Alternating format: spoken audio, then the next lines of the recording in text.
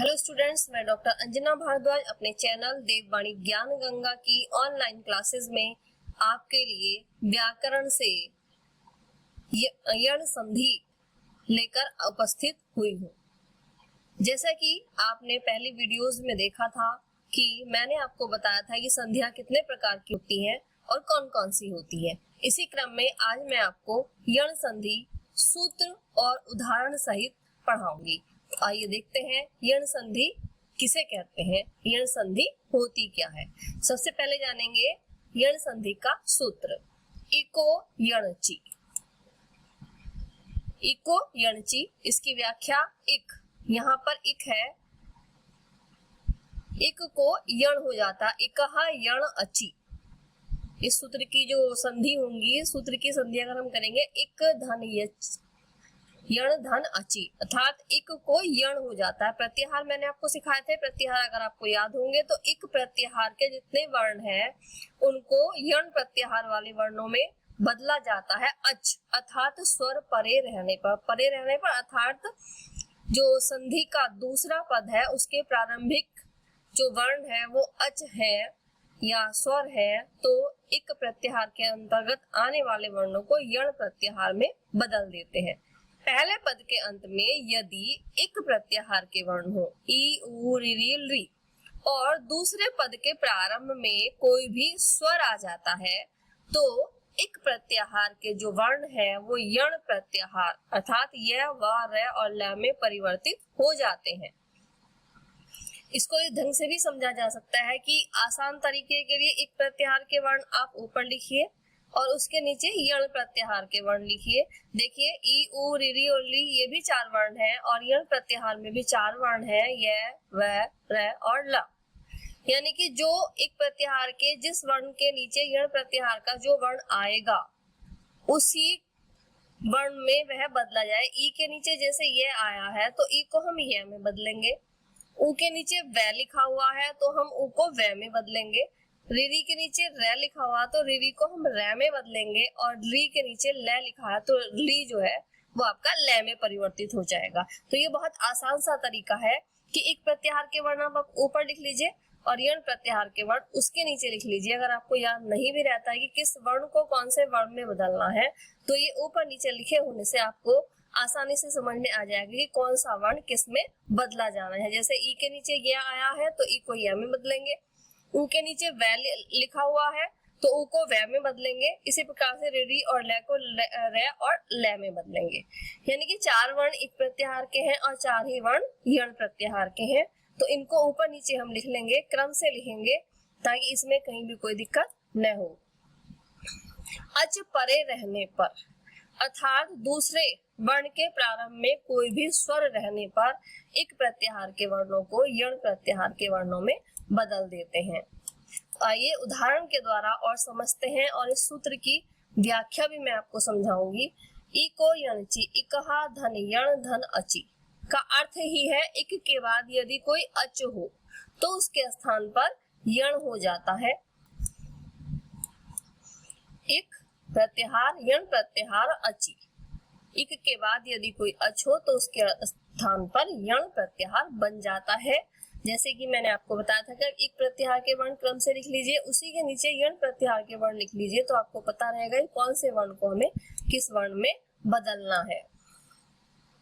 पहले आएगा आपका इक ई धन ए, तो ई को हम यानी कि ई जो है आपके पहले पद के अंत में आया है और दूसरे पद के प्रारंभ में यदि ए आया है तो हम उसको य में बदलेंगे, क्योंकि एक प्रत्याहार का पहला वर्ण ई है और यण प्रत्याहार का पहला वर्ण य है तो ई को हम य में बदलेंगे। जैसे प्रति धन एकहा, यहाँ पर पहले पद के अंत में ई है और यहाँ दूसरे पद के प्रारंभ में जो है ए है, यानी कि कोई भी अच स्वर है, यानी कि पूरा स्वर है, अच है, तो हम इस ई को य में यहाँ बदलेंगे क्योंकि इक प्रत्याहार का प्रारंभिक वर्ण ई है और यण प्रत्याहार का जो प्रारंभिक वर्ण है वो य है, यानी कि ई को हम य में बदल देंगे।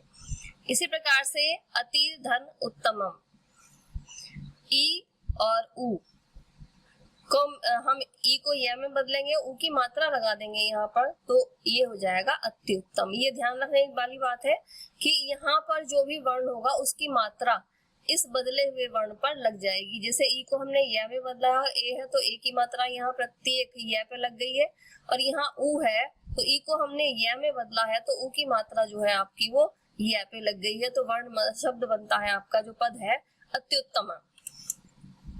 इसी प्रकार से ये है हरि धन ए, हर ए। देखिए ई को हमने य में बदला है और यहाँ ए है तो य पे ए की मात्रा यहाँ पर हमने लगा दी है, तो इधर वाले जो भी आपके स्वर आएंगे उनकी मात्रा इस बदले हुए वर्ण पर लग जाएगी। ये ध्यान रखने योग्य बात है।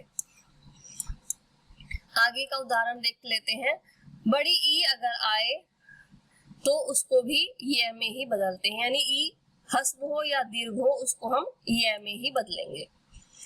सुधि धन उपास्य, शुद्धि उपास्य। देखिए बड़ी ई को भी हमने य में बदला है और इस ऊ की मात्रा छोटा ऊ यहाँ पर है तो इस छोटे ऊ की मात्रा बदले हुए य वर्ण पे लगा दी है, तो आपका जो पद है वो बनता है शुद्धि उपास्य।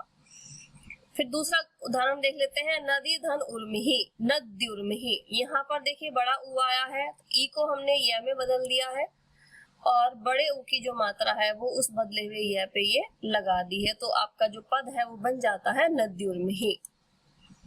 अभी धन उदयः, सेम वही प्रोसीजर यहाँ पर भी है कि ई को हमने, यहाँ छोटी ई है, ई को य में बदल दिया है और इस ऊ की मात्रा हमने य पे लगा दी है, तो हमारा जो पद है वो बन जाता है अभ्युदः।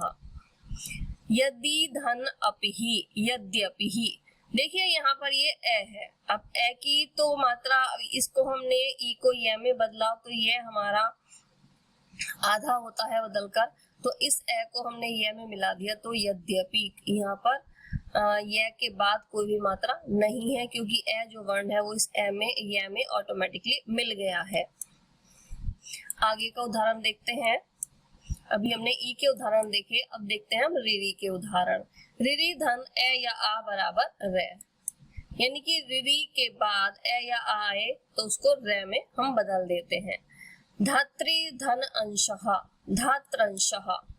इस रिरी को हमने रे में बदल दिया तो इस रिरी की मात्रा, यहाँ रिरी की मात्रा ना होकर रे में बदलेंगे तो तय में रे निकाल दिया और अंशः इसको हमने धात्रंशः यहाँ पर लिख दिया है। पितृधन आदेश, पित्रादेशः। रिरी को रे में बदल दिया तो हो गया पित्रादेश है, इस आ की मात्रा इधर हमने इस तरह पे लगा दी है। मातृधन आज्ञः, मात्राज्ञः। उसी प्रकार से भातृधन आज्ञः, भात्राज्ञः।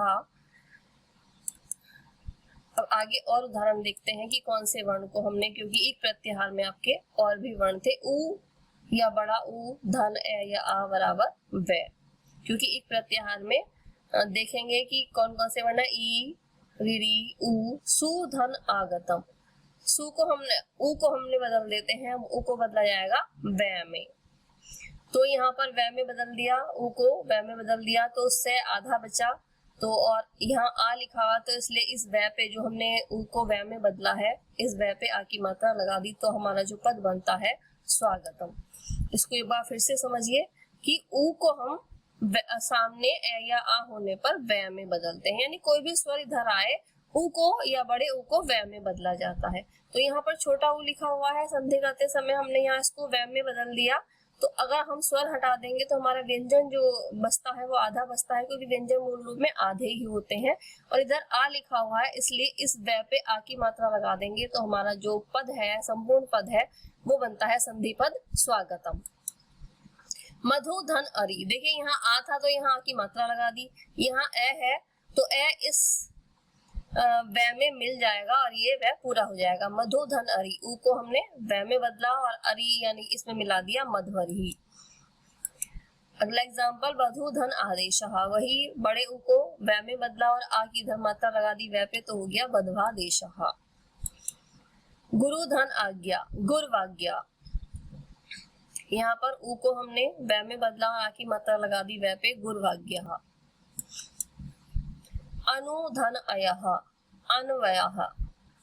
ऊ को वे में और ए है, यहाँ पर आ नहीं है इसलिए वे पूरा बनाकर हमने लिख दिया यहाँ पर अन्वयः। तो बच्चों ये ध्यान रखने की बात है कि एक प्रत्याहार के वर्णों में यण प्रत्याहार के वर्ण जो जिसके नीचे आ रहा है वो उसी में बदला जाएगा। री धन ए या आ बराबर ल, यानी कि ली को आधा ल हो जाता है। री धन अकारहा लकारहा। री धन आकृति लाकृति। देखिए यहाँ पर ए है तो हमने ये री जो है वो आधे ल में परिवर्तित हुआ है, इधर ए है तो ये ए इसे आधे ल में मिलकर ये हो जाता है लकार, और ये ली में आधा ल बचता है, इधर आ है तो मात्रा लगा देंगे, हो जाएगा हमारा लाकृति ही। तो बच्चों मैं उम्मीद करती हूँ कि इस वीडियो के द्वारा ये यण संधि आपको भली भांति समझ में आ गई होगी। इससे आगे की संधि और सीखने के लिए आप मेरे चैनल देववाणी ज्ञान गंगा को सब्सक्राइब करना न भूलें। अगर कोई सुझाव है तो कमेंट बॉक्स में अवश्य दें। धन्यवाद।